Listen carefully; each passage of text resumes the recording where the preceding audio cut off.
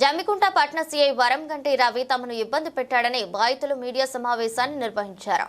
ఈ సందర్భంగా దళిత సంఘాల నాయకులు అంబాల రాజు మాట్లాడుతూ నాకు అన్యాయంతో పాటు హుజురాబాద్ ఏసీపీ పరిధిలో పనిచేస్తున్నటువంటి ఎస్సీ మాదిగ సామాజిక వర్గానికి సంబంధించిన సామాన్య పౌరులతో పాటు అధికారులు కూడా కుల వివక్షకు గురవుతున్నారని ఆధారపూర్వకంగా మీడియా ముందు మాట్లాడారు.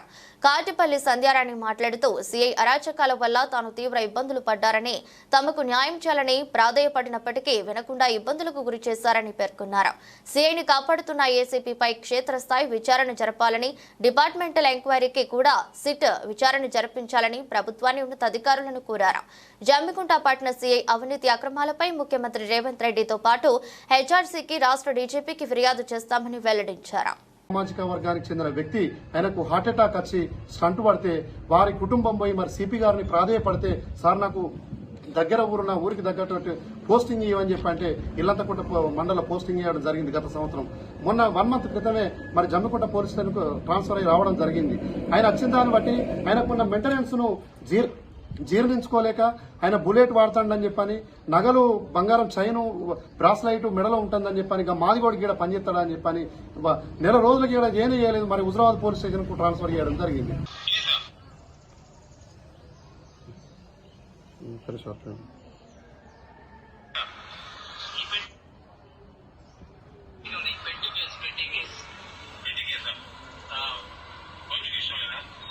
అవునండి, 2020 నుండి ఇప్పటి వరకు బయట డ్రంక్ అండ్ డ్రైవ్ లో కానీ, ఓపెన్ డ్రింకింగ్ లో కానీ, వితౌట్ హెల్మెట్ కానీ, ట్రిపుల్ రైడింగ్ లో కానీ, ఏదైనా చిన్న చిన్న గొడవలలో ఉండడం కానీ వాటికి సంబంధించి ఫైన్ ఉంది.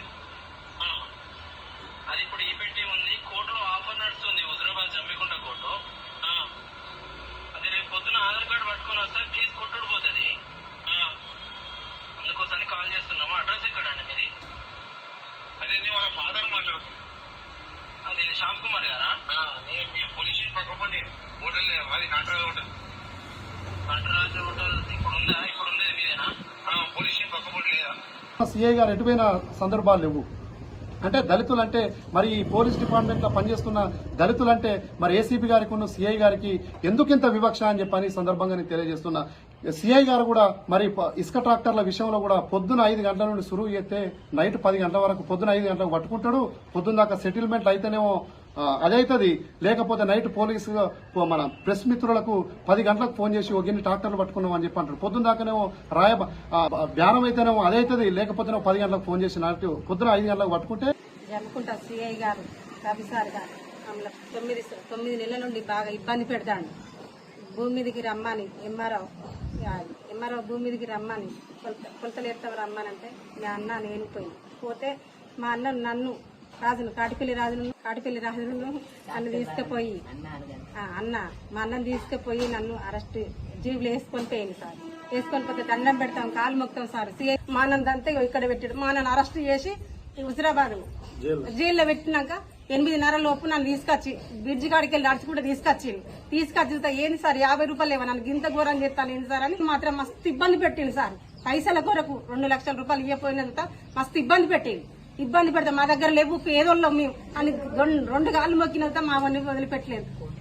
ఒక మహిళను పోలీసు అధికారులు వాళ్లకు కోర్టు ద్వారా ఇంజక్షన్ ఆర్డర్ ఉన్నదని చూపించిన తర్వాత ఎంత దారుణంగా ఒక భార్యను నెట్టుకపోతా ఉన్నారు అని అంటే ఈ ఆధారాలను పరిశీలించాలి. ఇందులో కాళ్ళు మొక్కి వేడుకుంటా ఉన్నారు. ఈ హెడ్ కానిస్టేబుల్ సదేయన్ కూడా ఖచ్చితంగా డిపార్ట్మెంటల్ ఎంక్వైరీలో భాగంగా సస్పెండ్ చేయాలని చెప్పి ఈ సందర్భంగా డిమాండ్ చేస్తా ఉన్నాను. ఈ రోజు ప్రతిపక్షాలు ఆరోపిస్తున్నట్లుగా ప్రభుత్వంతో కూడా నేను అప్పీల్ చేస్తా ఉన్నా. ప్రతిపక్షాలు ఆరోపిస్తున్నట్లుగా ఈరోజు పోలీసు వ్యవస్థ నిమ్మకు నీరు గారినట్టు ఆడబిడ్డల ఆస్తులు ఇతరులు కొల్లగొడతా ఉంటే, ఆడబిడ్డల ధనమాన ప్రాణాలకు రక్షణ లేకపోతే మరి ఈరోజు సేఫ్గా ఎట్లున్నామని చెప్పి మొన్న కేటీఆర్ గారు చేసినటువంటి ట్వీట్కు ఇలాంటి సాక్ష్యాలు బలాన్ని చేకూర్చుతాయి అని చెప్పి ఈ సందర్భంగా తెలియజేస్తా